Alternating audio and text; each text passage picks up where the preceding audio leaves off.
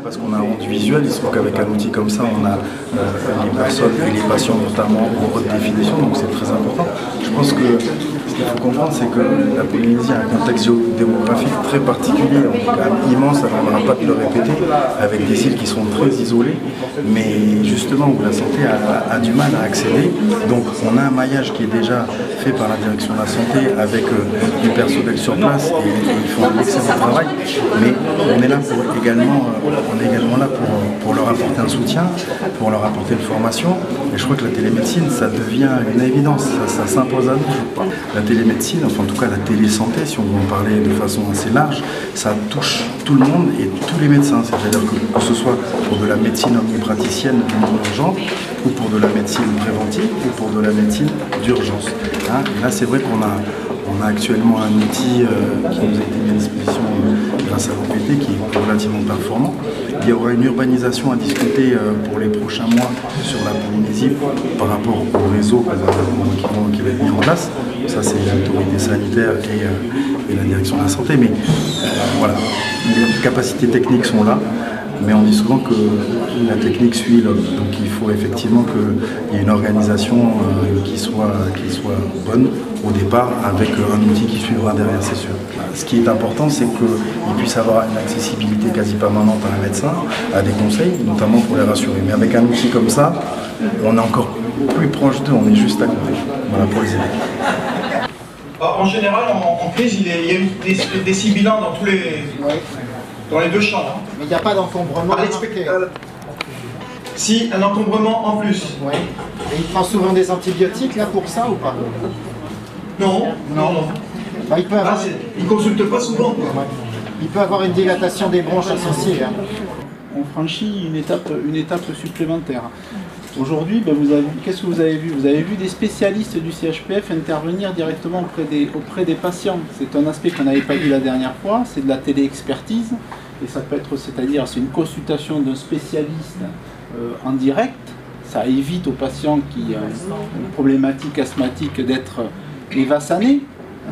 Mais ça peut être aussi, à contrario, dans le suivi de ce même patient, ce qu'on appelle de la télésurveillance, c'est-à-dire plutôt que d'être évassané à chaque fois pour aller voir l'autorité spécialiste, et il pourra tranquillement traverser la rue du CHPF à ici pour consulter son patient. Donc c'est quelque chose d'absolument extraordinaire, et M. Lévy qui est là sera très sensible au fait que sur le plan évacuation sanitaire, on va dans la pertinence, parce qu'on a besoin de travailler sur le fait d'avoir moins d'évacuation sanitaire, parce qu'on peut faire de la téléconsultation, c'est-à-dire de la médecine généraliste à travers ce système-là.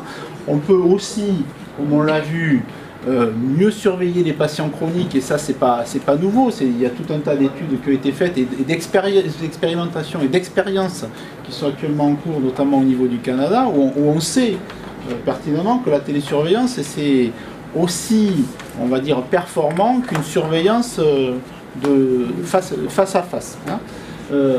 Donc ça c'est très important. Et puis après il y a la pertinence de ces évacuations sanitaires par rapport aux consultations spécialisées avancées.